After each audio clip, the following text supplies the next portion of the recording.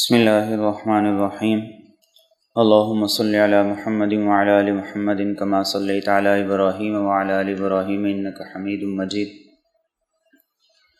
اللہم بارک علی محمد وعلی آل محمد کما بارکت علی ابراہیم وعلی آل ابراہیم انک حمید مجید سبحانک لا علم لنا الا ما علمتنا انک انت العلیم الحکیم اللہم انفعنا بما علمتنا وعلمنا ما ينفعنا وزدنا علما قال اللہ تبارک وتعالی فی القرآن المجید والفرقان الحمید اعوذ باللہ من الشیطان الرجیم بسم اللہ الرحمن الرحیم یا ایہا الذین آمنوا اتقوا اللہ وکونوا مع الصادقین وقال النبی صلی اللہ تعالی علیہ وسلم المرء علی دین خلیلہ فلینظر احدکم من یخالل او کما قال علیہ الصلاۃ والسلام اللہم صلی علی سیدنا و مولانا محمد وعلی آل سیدنا و مولانا محمد وبارک وسلم وصلی علیہ اللہم صلی علی سیدنا و مولانا محمد وعلی آل سیدنا و مولانا محمد وبارک وسلم وصلی علیہ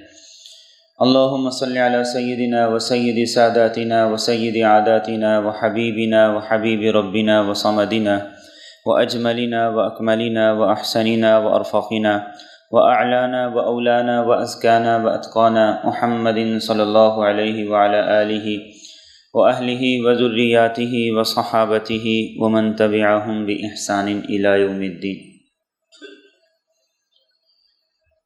قرآن کریم میں آخری جو صورت ہے سورۃ والناس،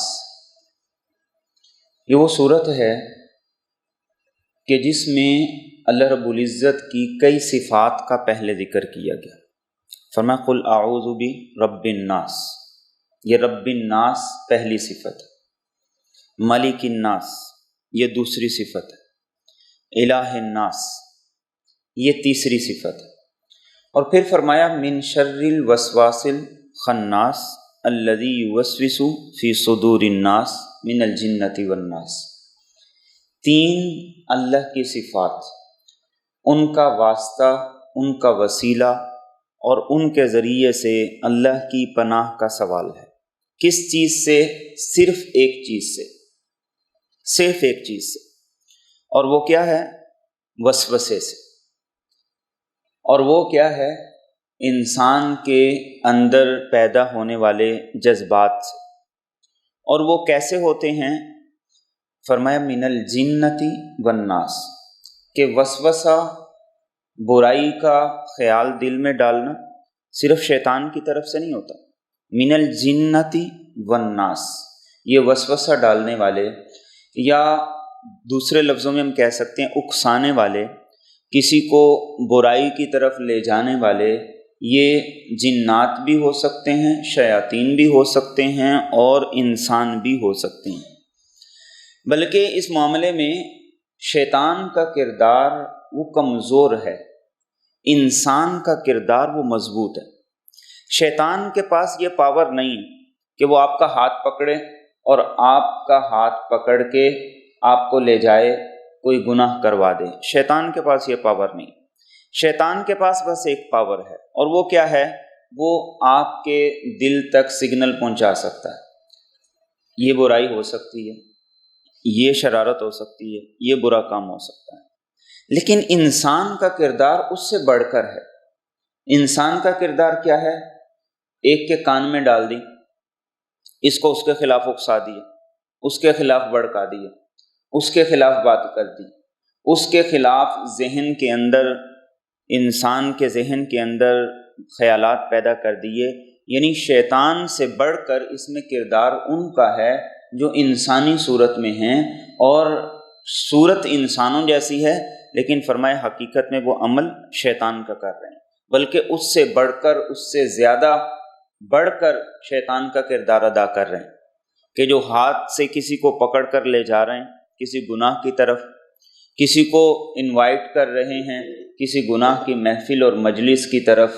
تو قرآن کریم نے اس سورہ مبارکہ کے اندر اللہ کی تین صفات کے ذریعے سے جیسے شیطان کے وسوسے سے پناہ طلب کی، تو فرمایا ایسے انسان کے وسوسے سے بھی اللہ کی پناہ ہے، اور ہو سکتا ہے وہ کسی دوست کی صورت میں ہو سکتا ہے وہ بیوی کی صورت میں ہو سکتا ہے وہ خامن کی صورت میں ہو سکتا ہے وہ بھائی کی صورت میں اور ہو سکتا ہے وہ کسی اور صورت کے اندر ہو۔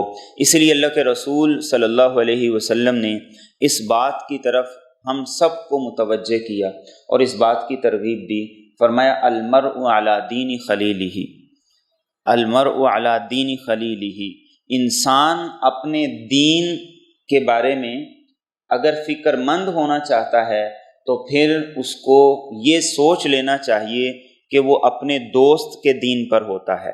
فَلْيَنْظُرْ أَحَدُكُمْ مَنْ يُخَالِلُ، اللہ کے حبیب صلی اللہ علیہ وسلم نے فرمایا کہ پھر دیکھنا چاہیے کہ کس سے انسان دوستی کر رہا ہے، پھر کس سے اس کا تعلق ہے، کس سے اس کا اٹھنا بیٹھنا ہے، اور کس کے ساتھ اس کی نشست و برخاست ہے۔ اس لیے قرآن کریم نے بھی کہا یا ایھا الذین آمنوا اتقوا اللہ، اے ایمان والو اللہ سے ڈرو، تقوی اختیار کرو، اور کیا کرو، وَكُونُوا مَعَ الصَّادِقِينَ، وَكُونُوا مَعَ الصَّادِقِينَ، فرمایا نیک لوگوں کی صحبت میں بیٹھو، اچھی یاری اچھی دوستی کا انتخاب کرو، اس لیے کہ یہی دوستی تمہارے لیے جنت بھی ہے، یہی دوستی تمہارے لیے جہنم بھی ہے، یہی تمہارے لیے نیکی بھی ہے، یہی تمہارے لیے برائی بھی ہے۔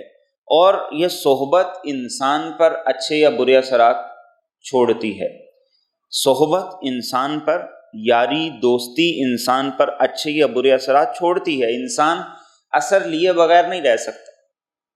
اسی لیے قرآن کریم نے کیا کہا، وَكُونُوا مَعَ الصَّادِقِينَ، نیک لوگوں کے ساتھ بیٹھا کرو، ان کی مجلس اور ان کی محفل میں بیٹھا کرو، اور ان کے ساتھ دوستی کرو گے تو دنیا بھی اچھی ہو جائے گی، آخرت بھی اچھی ہو جائے گی۔ اور اس صحبت کی، اس نسبت کی ایک بڑے خوبصورت سی مثال ہے، ایک اینٹ ہے، اس کو بنانے والے ایک ہی آدمی، لیکن ان میں سے ایک آدمی نے خریدا اور خرید کر ایک کو مسجد میں لگا دیا، ایک کو بیت الخلاء میں لگا دیا۔ اب مسجد کی اینٹ پر انسان سر بھی رکھ دیتا ہے، بیت الخلاء سے انسان ویسے متنفر۔ بنانے والا دونوں کا ایک ہے، خریدنے والا بھی ایک ہے، لگانے والا بھی ایک ہے، لیکن یہ نسبت کا فرق ہے، ایک کی نسبت مسجد سے ہو گئی ہے اور ایک کی نسبت ناپاک اور گندی جگہ کے ساتھ ہو گئی۔ ایک پیپر ہے، ایک کاغذ ہے، وہی کاغذ ہے جو قرآن کریم میں استعمال ہوتا ہے، وہی کاغذ ہے جو عام کتابوں میں کاپیوں میں استعمال ہوتا ہے، ایک ردی میں بیچا جاتا ہے، ایک کو انسان چوم کے سینے سے لگاتا ہے۔ یہ فرق ہے نسبت اور صحبت کا۔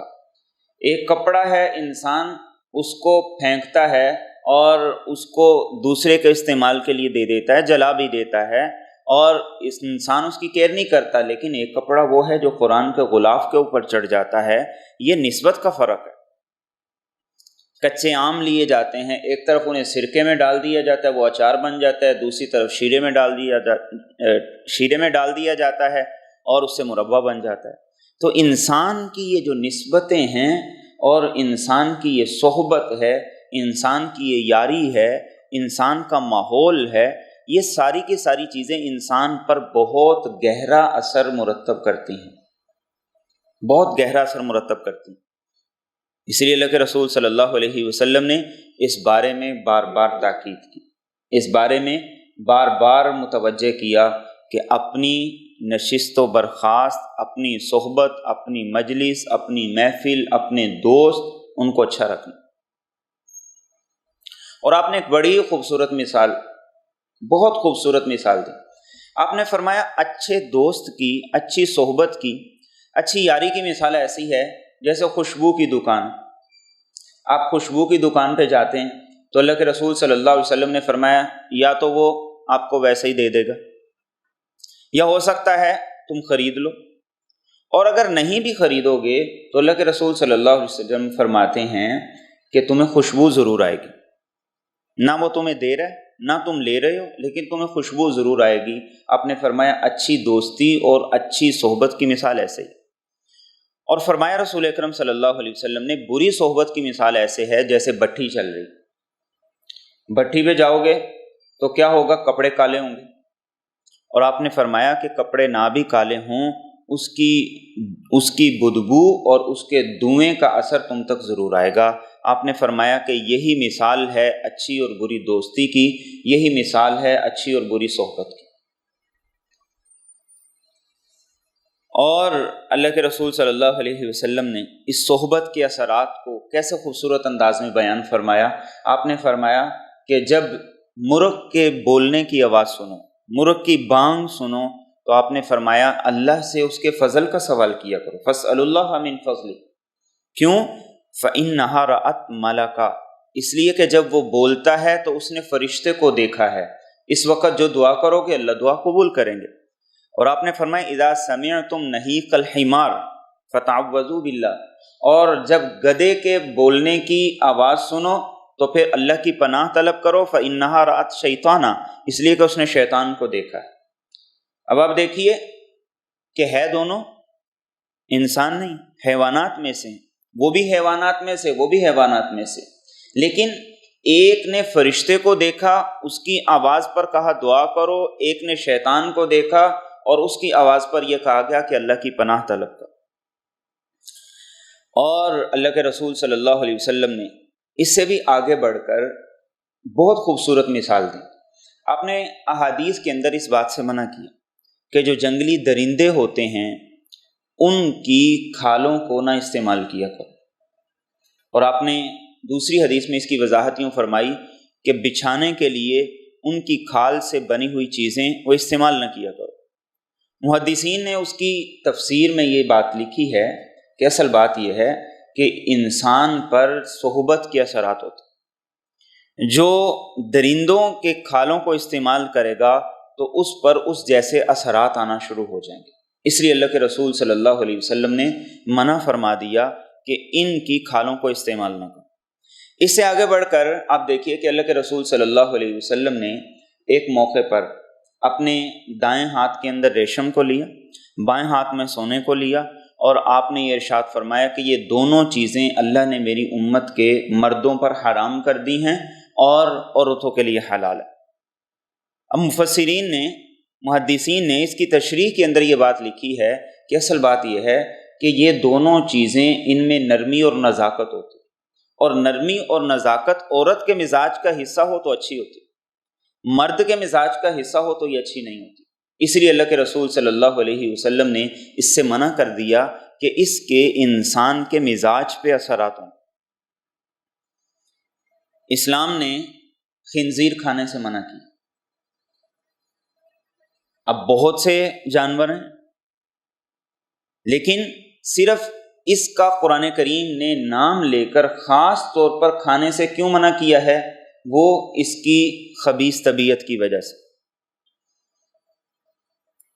تو قرآن کریم نے صرف کن چیزوں سے منع کیا کہ انسان پر اس صحبت کے اثرات پڑتے ہیں، انسان پر اس کا اثر پڑتا ہے۔ اور ایک اور حدیث طیبہ میں اللہ کے رسول صلی اللہ علیہ وسلم سے پوچھا گیا، یا رسول اللہ صلی اللہ علیہ وسلم، بکری کا گوشت کھا لیں تو اس کے کھانے کے بعد وضو کرنا چاہیے؟ آپ نے فرمایا بالکل نہیں کرنا چاہیے۔ پوچھا گیا، یا رسول اللہ صلی اللہ علیہ وسلم، اگر کوئی اونٹ کا گوشت کھا لے تو اس کے بعد وضو کرنا چاہیے یا نہیں کرنا چاہیے؟ اب وضو ٹوٹتا ہے، انسان پیشاب کر لے، پخانہ کر لے، یا انسان سو جائے، تو آپ نے کیا فرمایا؟ آپ نے فرمایا کہ اونٹ کا گوشت کھانے کے بعد وضو کرنا چاہیے۔ یہ فرض نہیں، واجب بھی نہیں، مستحب ہے۔ اب محدثین نے اس میں نقطہ یہ لکھا ہے کہ اونٹ کی طبیعت ہوتی ہے کینہ رکھنا اندر، کہ جب وہ کسی کے خلاف اپنے اندر کینہ پال لیتا ہے، بغض پال لیتا ہے، تو وہ اس کو بھولتا نہیں ہے جب تک وہ زندہ رہے۔ تو اللہ کے رسول صلی اللہ علیہ وسلم نے کیا فرمایا؟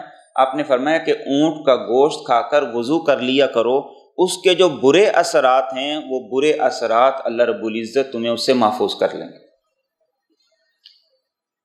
اس سے آگے آپ دیکھیے اللہ کے رسول صلی اللہ علیہ وسلم نے ایک حدیث طیبہ میں ارشاد فرمایا، الفخر والخیلاء، الفخر والخیلاء فی اہل الخیل والابل۔ آپ نے فرمایا جو لوگ اونٹ رکھتے ہیں، جو لوگ گھوڑے رکھتے ہیں، ان کے اندر تکبر آ جاتا ہے، ان کے اندر شیخی اور اکڑ آ جاتی ہے، اور آپ نے فرمایا وَأَهْلِ الْفَدَّادِينَ، آپ نے فرمایا جو ذمہ دار ہوتے ہیں، جن کے پاس زمین جائیداد ہوتی ہے، ان کے اندر تکبر آ جایا کرتا ہے اپنی زمین کو لے کر۔ اور آپ نے فرمایا جو لوگ بکریاں رکھتے ہیں ان کے اندر مسکنت، عاجزی اور نرمی آ جاتی ہے۔ اب یہ فرق کیوں پڑا ہے؟ یہ فرق اس لیے پڑا ہے کہ اونٹ رکھنا اور گھوڑے رکھنا ان کی طبیعت اور عادت کے اندر تکبر ہے، اس لیے انسان پر بھی اس کے اثرات آتے ہیں۔ بکری مزاجاً ایک ایسا جانور ہے جو کہ اپنے اندر نرمی رکھتی ہے، تو سکینت رکھتی ہے، تو اسی لیے اللہ کے رسول صلی اللہ علیہ وسلم نے فرمایا کہ جو بکریاں رکھے گا اس کے اندر عاجزی اور نرمی پیدا ہوگی، جو اونٹ اور گھوڑے رکھے گا اس کے اندر تکبر پیدا ہوگا۔ یہ کیا ہے؟ یہ صحبت ہے، اس کے اثرات انسان کے اوپر پڑ رہے ہیں۔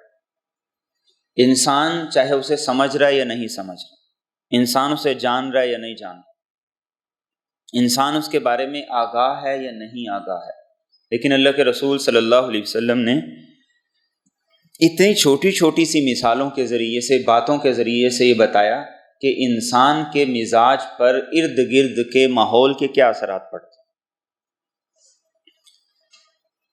اور اس سے آگے بڑھ کر اب دیکھیے کہ عام حالات میں اللہ کے رسول صلی اللہ علیہ وسلم نے کتا رکھنے سے منع کی۔ آپ نے فرمایا لا تدخل الملائکۃ بیتا فیہ کلب ولا تصاویر، جس گھر کے اندر کتا ہو، جس گھر کے اندر تصویریں لٹکی ہوئی ہوں، اللہ کی رحمت کے فرشتے اس گھر میں داخل نہیں ہوتے۔ اب یہ عام حالات کے اندر ہے، لیکن قرآن کریم جب اصحاب کہف کا واقعہ ذکر کرتا ہے تو قرآن کریم یہ ذکر کرتا ہے کہ جب وہ نکلے تو ان میں سے ایک کا کتا بھی اس کے ساتھ ہو گیا، اور انہوں نے بڑے بگانے کی کوشش کی لیکن وہ نہیں پیچھے ہٹا، اور یہاں تک کہ وہ ان کے ساتھ غار کے دانے پر بیٹھ گیا۔ اور قرآن کریم جب اس واقعے کا ذکر کرتا ہے تو ساتھ اس کتے کا بھی ذکر کرتا ہے وَكَلْبُهُمْ بَاسِطٌ ذِرَاعَيْهِ بِالْوَسِيطِ۔ مفسرین نے لکھا ہے کہ یہ صرف اس صحبت کے اثرات تھے کہ جو نیک لوگوں کی صحبت میں بیٹھا، اللہ رب العزت نے اس کا قرآن کریم کے اندر قیامت تک کے لیے ذکر ہمیشہ کے لیے چھوڑ دی۔ صحبت کا یہ اثر ہے، اور یہ صحبت ہی کا اثر تھا، یہ یاری اور دوستی ہی کا اثر تھا۔ اللہ کے رسول صلی اللہ علیہ وسلم نے نبوت کا اعلان کیا تو سب سے پہلے آپ کا ساتھ دینے والے جناب صدیق اکبر رضی اللہ تعالیٰ عنہ۔ کیوں؟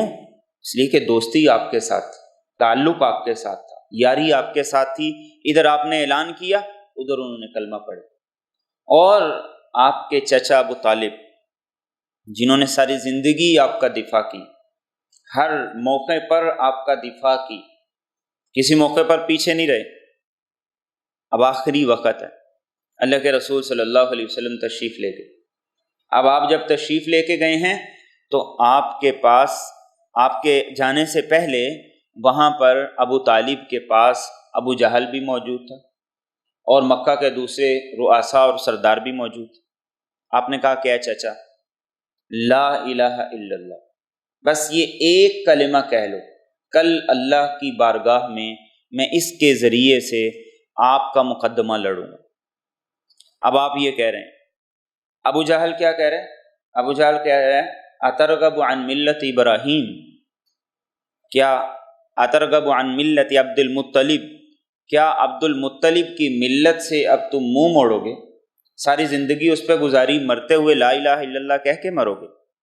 اب اللہ کے رسول کہہ رہے ہیں لا الہ الا اللہ کہو، یار دوست کہہ رہے ہیں کہ عبد المطلب کے دین کو نہ چھوڑو۔ عبد المطلب کا دین کیا تھا؟ وہی جس پہ ابو جہل تھا، وہی جس پہ مکہ کے دوسرے سردار تھے۔ اب چچا نے ساری زندگی حمایت کی ہے، کلمہ پڑھنا چاہتے ہیں، لیکن آخری لمحے زبان سے کیا نکلا کہ میں عبد المطلب کی ملت پر ہوں، لا الہ الا اللہ نہیں کہا۔ اللہ کے رسول صلی اللہ علیہ وسلم بڑے سخت مایوس۔ دوستی اور یاری اور صحبت کا یہ اثر ہوتا کہ ساری زندگی اللہ کے رسول صلی اللہ علیہ وسلم کا دفاع کیا، لیکن موت کے وقت دوست غالب آ گئے، دوستی غالب آ گئی۔ تو انہوں نے کہا ٹھیک ہے کہ میں مطلب کے دین پر مرتا ہوں، لا الہ الا اللہ نہیں کہا، کیونکہ آپ رشتے میں بھتیجے تھے، ان کے ساتھ دوستی تھی، تعلق تھا۔ ایسے ہی قرآن کریم ہمیں تذکرہ کرتا ہے نوح علیہ السلام کے بیٹے کو۔ نوح علیہ السلام کو اللہ نے حکم دیا کشتی بنائیں، آپ نے کشتی بنائی، اور پھر اللہ کی طرف سے وقت مقرر پر حکم آیا کہ سوار ہو جائیں۔ اب سب لوگ اس میں سوار ہو گئے، تو آپ نے اپنے بیٹے سے کہا یا بنی ارکم معنا ولا تکن مع الکافرین، کیا بیٹے ہمارے ساتھ سوار ہو جا، کافروں کے ساتھ نہ ہو، کافروں کی طرف نہ جا۔ تو اس نے جواب میں کیا، سآوی الی جبل یعصمنی من الماء، اس نے کہا کہ میں پہاڑ پہ چڑھوں گا، جتنا بھی پانی آ جائے مجھے کوئی فرق نہیں پڑے گا۔ اب نوح علیہ السلام جواب میں کیا کہہ رہے ہیں، لا عاصم اليوم من امر اللہ الا من رحم، آج پانی نہیں بچا سکتا، آج وہی بچے گا جس پہ اللہ اپنا رحم کرے گا۔ تو کیا ہوا، وحال بینہم الموج فکان من المغرقین، ابھی یہ مکالمہ چل رہا تھا کہ ایک موج آئی اور اس کو پہاڑ سے دھکیل کر پانی کے اندر لے گئی۔ اثر کیا تھا، بری سوسائٹی کا، بری محفل کا، بری مجلس کا، برے دوستوں کا، کہ وہ سب کچھ دیکھتے ہوئے بھی اپنے باپ کی صحبت سے جو نبی تھے فائدہ نہیں اٹھا سکتے۔ اور دوسری طرف فرعون کی بیوی کا قرآن کریم تذکرہ کرتا ہے کہ وہ فرعون کی بیوی تھی، اس کے محل میں رہتی تھی، اس کے نکاح کے اندر تھی، لیکن جب اس نے موسیٰ علیہ السلام کے ساتھ وقت گزارا، موسیٰ علیہ السلام کی صحبت کے اثرات پڑے، تو سب کچھ قربان کر دیا اور موسیٰ علیہ السلام پر ایمان لے۔ تو انسان پر اس کی صحبت کے، اس کی دوستی کے اثرات تا دم مرگ رہتے ہیں، تا دم مرگ۔ اس لیے شیخ سعدی نے فرمایا صحبت صالح ترا صالح کنت، صحبت طالح ترا طالح کنت۔ اگر نیک آدمی کی صحبت میں بیٹھو گے تو تم خود بخود اچھے ہو جاؤ گے، نیک ہو جاؤ گے، اور برے آدمی کی صحبت میں بیٹھو گے تو برائی کے اثرات تم پر خود بخود چڑھ جائیں۔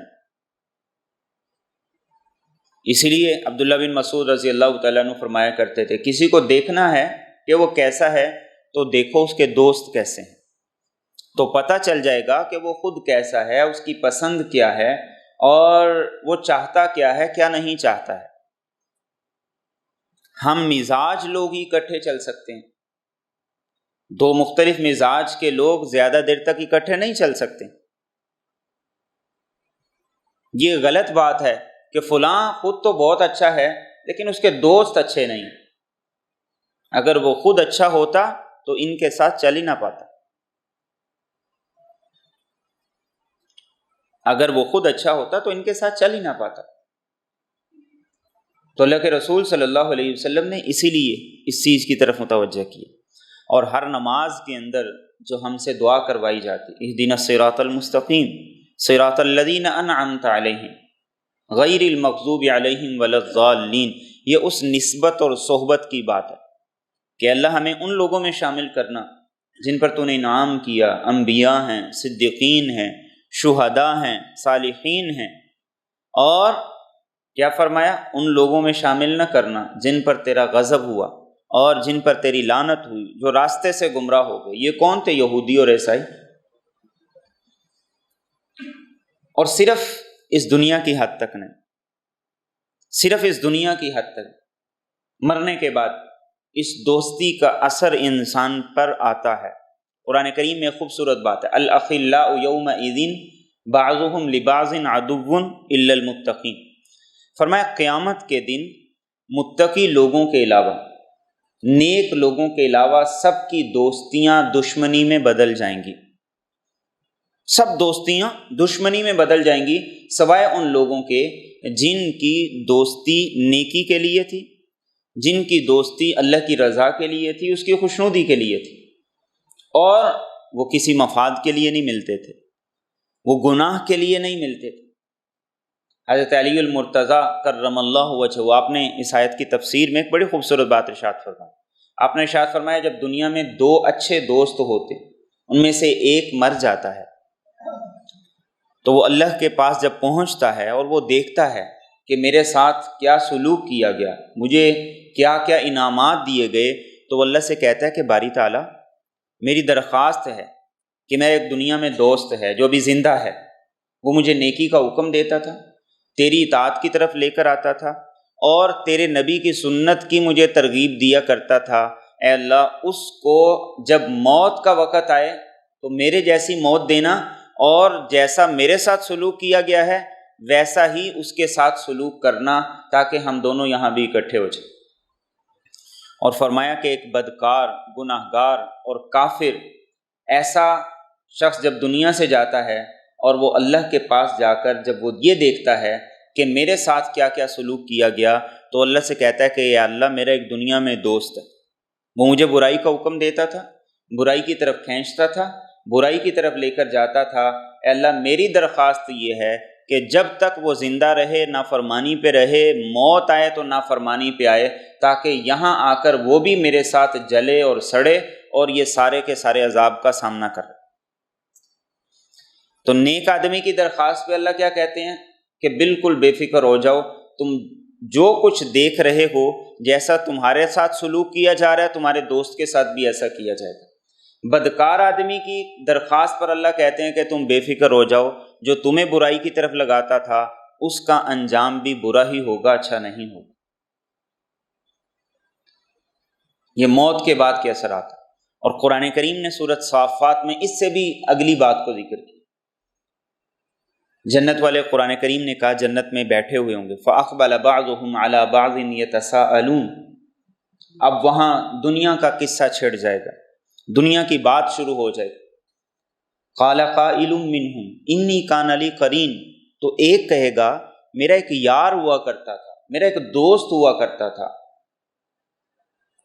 اور وہ مجھے کیا کہتا تھا، یقول اِنَّكَ لَمِنَ الْمُصَدِّقِينَ اَإِذَا مِتْنَا وَكُنَّا تُرَابًا وَعِظَامًا أَإِنَّا لَمَدِينُونَ، وہ کہتا تھا چھوڑ دے، کوئی آخرت نہیں، کوئی پیشی نہیں، کوئی اللہ کے سامنے کھڑے ہونا نہیں، دنیا کی زندگی ہے، گزارو اچھی گزارو، مرضی کی گزارو، خواہشات کو پورا کرو۔ آج وہ پتہ نہیں کس حال میں ہوگا، کہاں ہوگا، تو اللہ کی طرف سے آواز آئے گی، قال هل انتم مطلعون، تم اپنے اس دوست کو دیکھنا چاہتے ہو؟ تو وہ کہے گا بالکل، فاطلع فرآہ فی سواء الجحیم، اللہ جنت اور جہنم کے درمیان سارے پردے اٹھا دے گا، تو وہ اس کو دیکھے گا کہ وہ جہنم کی گہرائی میں پڑا ہوا ہوگا۔ اب یہاں سے ان دونوں کی لائیو کال چلے گی، کیا ہوگا؟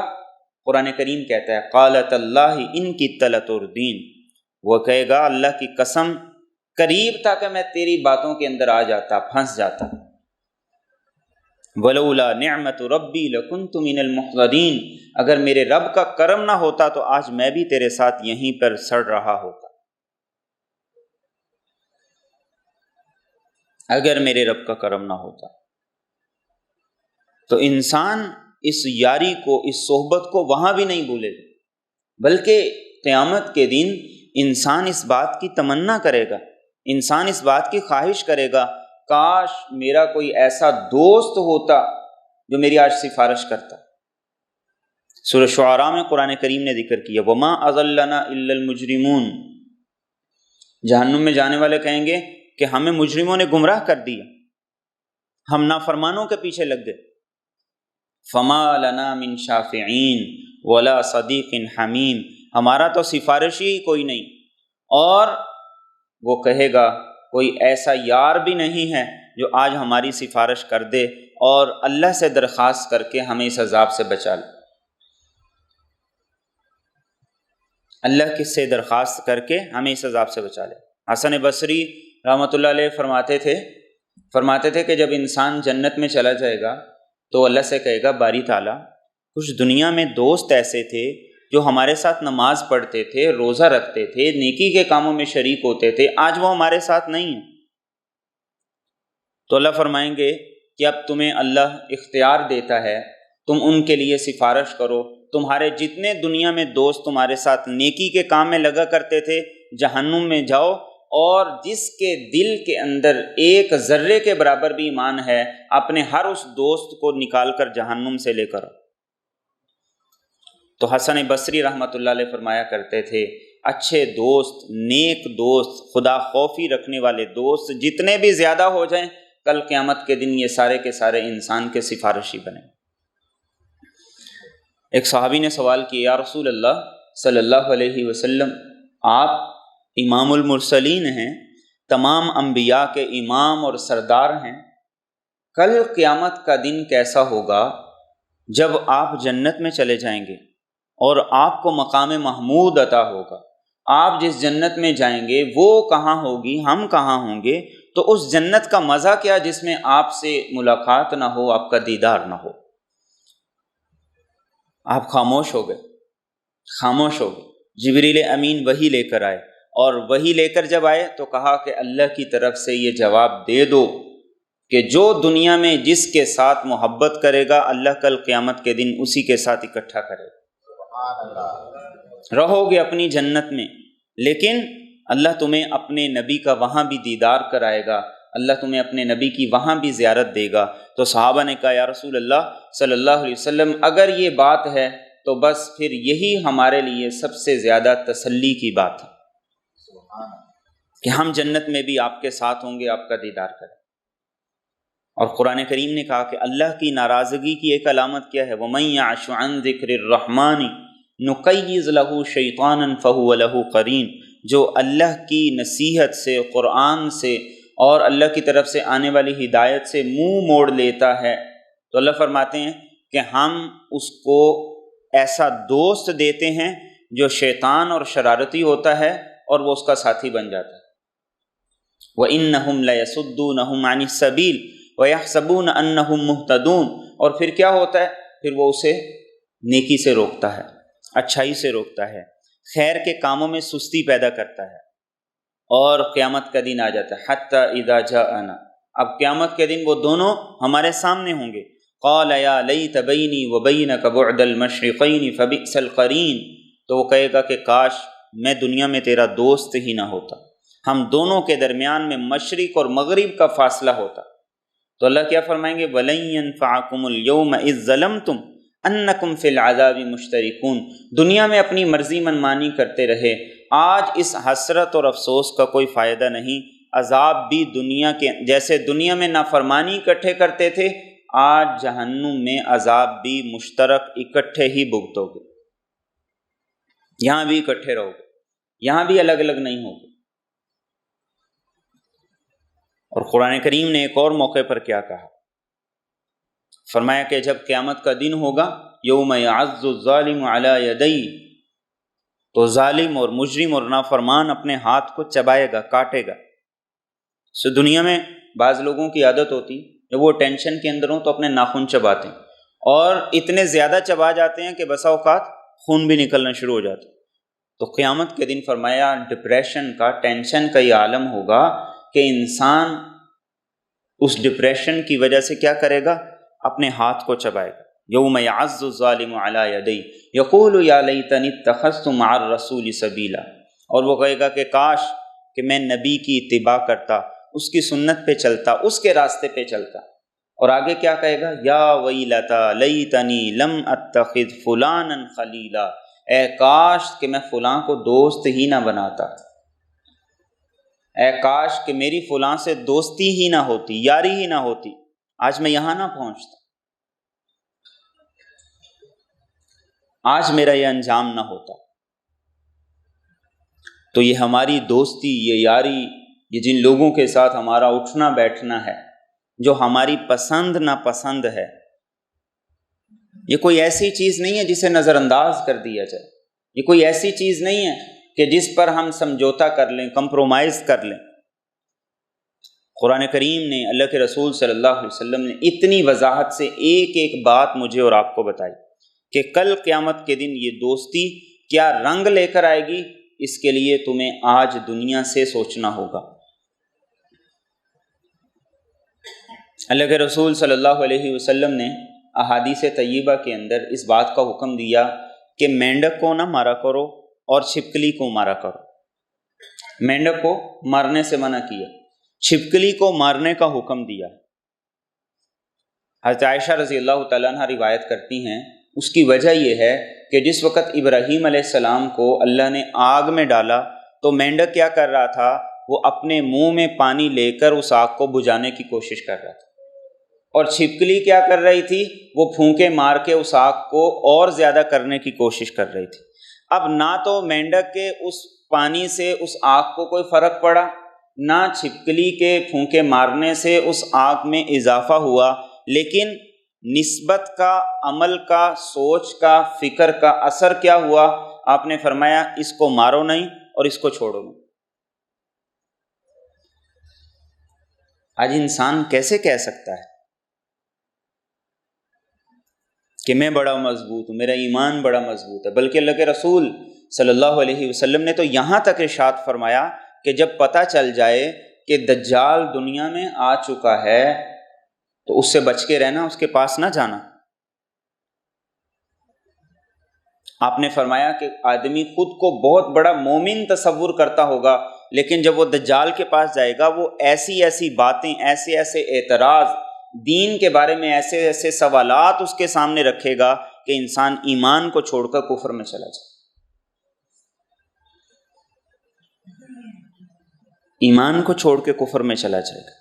اور آج کے دور میں صحبت، دوستی اور یاری، اس کا مفہوم اور زیادہ وسیع ہو گیا۔ یہاں صحبت اور دوستی اور یاری صرف فزیکلی نہیں رہ گئی، بلکہ فیس بک پہ گروپس ہیں، واٹس ایپ پہ گروپس ہیں، اور اسی طریقے سے سوشل میڈیا ہے، اس پر گروپس ہیں۔ یہ ساری کی ساری یہ کیا ہے؟ یہ صحبت ہے، دوستی ہے۔ یہ انسان پر کیا رنگ چڑھا رہی ہے، یہ مجھے اور آپ کو دیکھنے کی ضرورت ہے، مجھے اور آپ کو اس کا جائزہ لینے کی ضرورت ہے۔ بہت سے ایسے بھی ہیں جو دین کے بارے میں عجیب و غریب قسم کے اعتراضات کر رہے ہیں، سوال کر رہے ہیں۔ ہر آدمی کو سننا بھی نہیں چاہیے، چاہے وہ دین ہی کے بارے میں کیوں نہ ہو۔ بہت سے لوگ ایسے ہیں جو نام دین کا لیتے ہیں، لیکن ان کا وار وہ بہت خطرناک ہوتا۔ اب قادیانی، ان کے چینل کو ایک عام آدمی دیکھ کر وہ یہ نہیں سمجھ سکتا کہ یہ غیر مسلم ہے، داڑھی بھی ویسی ہے، پگڑی بھی ویسی ہے، قرآن بھی وہی پڑھتے ہیں اور باتیں بھی وہی کرتے ہیں۔ عام آدمی اس کو دیکھ کر نہیں جان سکتا کہ یہ قادیانی، لیکن غیر مسلم۔ تو قرآن کریم نے کہا کہ ایسے لوگوں کے ساتھ نہ بیٹھو۔ اذا رأیت الذین یخوضون فی آیاتنا فاعرض عنہم حتی یخوضوا فی حدیث غیری۔ فرمایا کسی ایسی محفل کا حصہ نہ بنو، کسی ایسی مجلس کا حصہ نہ بنو جہاں دین کا استہزاء کیا جا رہا ہے، مذاق کیا جا رہا ہے۔ تو یہ صحبت، یہ دوستی، یہ یاری، اس کے اثرات میرے اور آپ تک، اس دنیا میں بھی، قبر میں بھی اور آخرت میں، اور مرنے کے بعد بھی۔ اللہ کے رسول صلی اللہ علیہ وسلم نے ارشاد فرمایا، آپ نے فرمایا کہ جس وقت کوئی آدمی مر جائے، اس کو کفن دے دیا جائے تو اس کا جنازہ ذرا جلدی لے کے جایا کر، جلدی لے کے جایا کر۔ کیوں؟ آپ نے اس کی وجہ یہ ارشاد فرمائی، آپ نے فرمایا اگر نیک ہوگا تو اللہ سے جلدی ملاقات کر کے اپنے حساب کتاب سے فارغ ہو کے جنت اور اس کی نعمتوں میں اللہ اس کو رکھ دیں گے۔ اور آپ نے فرمایا کہ جس کو تم نے کندھوں پہ اٹھایا ہوا ہے اگر بدکار ہے تو اس بوجھ کو جتنا جلدی اپنے کندھوں سے اتار دو تو اچھا ہو۔ یعنی ایک آدمی دنیا سے چلا گیا، مر گیا ہے، لیکن بدکار تھا، نافرمان تھا، تو فرمایا جتنی جلدی ہو سکتا ہے اس بوجھ کو اپنے اوپر سے اتار۔ تو اس صحبت کے اثرات، اس دوستی کے اثرات میرے اور آپ تک، دنیا میں بھی اور آخرت میں۔ اور اس میں سب سے اہم چیز، سب سے اہم چیز، سب سے اہم چیز یہ ہے کہ اپنی اولاد پہ نظر رکھیں۔ ہمارے بچے کالج میں، یونیورسٹی میں، اور اسی طریقے سے اسکول کے اندر، ٹاؤن کے اندر، اپنے رہائشی علاقوں کے اندر، ان کی دوستی کس کے ساتھ ہے، ان کا اٹھنا بیٹھنا کس کے ساتھ ہے، اس پہ نظر رکھنا یہ سب سے زیادہ ضروری ہے۔ ورنہ ایسا نہ ہو کہ وہ وقت آ جائے کہ باپ کہے اس کو چھوڑ، وہ کہے کہ نہیں میں اس کو نہیں چھوڑ سکتا، ابا تجھے چھوڑ دیتا ہوں۔ وہ اس دوست کی وجہ سے باپ سے روزانہ لڑائی کرے، جھگڑا کرے، اور اس کی وجہ سے باپ سے بدتمیزی کرے، اس دن کے آنے سے پہلے پہلے اپنی اولاد کی دوستی اور یاری پہ نظر رکھے، اس کی پسند ناپسند پہ نظر رکھے۔ اور یہی تو تربیت کا حصہ ہے، یہی تو ماں باپ کی ذمہ داری ہے۔ تو قیامت کے دن بھی یہ نیک دوست، یہ اچھے دوست جو دنیا میں ایک دوسرے کے لیے خیر اور نیکی کے معاون تھے، وہ کام آئیں، اور اگر وہ برے تھے تو وہ ایک دوسرے کے لیے دشمن بھی ہوں گے اور ایک دوسرے کو جہنم میں لے جانے کا ذریعہ اور سبب بنیں گے۔ تو آج مجھے اور آپ کو یہ دیکھنا ہے کہ ہماری دوستی کس کے ساتھ ہے۔ رمضان المبارک کا مہینہ تقریباً گزر گیا ہے۔ اس رمضان کے مہینے میں شیطان تو قید تھا، لیکن وہ کون سے دوست تھے جس نے ہمیں باجماعت نماز نہیں پڑھنے دی، جس نے ہمیں قرآن ایک دفعہ تلاوت نہیں کرنے دیا، جس نے ہمیں تراویح میں نہیں کھڑے ہونے دیا؟ کوئی ایسے تھے جن کے ساتھ فزیکل ریلیشن تھا، اور کوئی موبائل کی صورت میں تھے، ٹی وی کے صورت میں تھے، پروگرامز کی صورت میں تھے۔ تو اب اگر سارا سال شیطان کو اللہ قید بھی رکھتے ہیں تو میرے اور آپ پہ تو کوئی فرق نہیں پڑتا، اس لیے کہ شیطان قید ہے تو ہمارے وہ دوست تو ہمارے ساتھ ہیں نا، جن کی وجہ سے ہم رمضان المبارک کے اس بابرکت مہینے میں بھی اللہ کو یاد نہیں کر پا رہے، اس بابرکت مہینے میں بھی ہمارے گناہ بند نہیں ہوئے، اس بابرکت مہینے میں بھی ہمارے اندر نیکی اور اطاعت کے جذبات پیدا نہیں ہوئے۔ تو اس لیے اس بات کی فکر کریں، اپنے موبائل کی ایکٹیویٹی کوئی نہیں جانتا۔ فرمایا یستخفون من الناس ولا یستخفون من اللہ وہو معہم اذ یبیتون ما لا یرضی من القول۔ فرمایا لوگوں سے تو چھپ جاتے، فرمایا جب رات گزارتے ہو چھپ کر جو جو کرتے ہو اللہ تمہارے ساتھ ہوتا ہے، اس سے کہاں چھپو گے، اس سے کہاں چھپو گے؟ تو یہ میرے اور آپ پر کیا اثرات ڈال رہا ہے، اور اس مہینے میں اس کے میرے اور آپ پر کیا اثرات تھے، ٹی وی کے کیا اثرات تھے، یہ ساری دوستیاں ہیں۔ تو جب تک ہم اپنی دوستی اچھی نہیں کریں گے تو قیامت کے دن پہاڑوں کے برابر نیکیاں وہ بھی ضائع ہو جائیں گی۔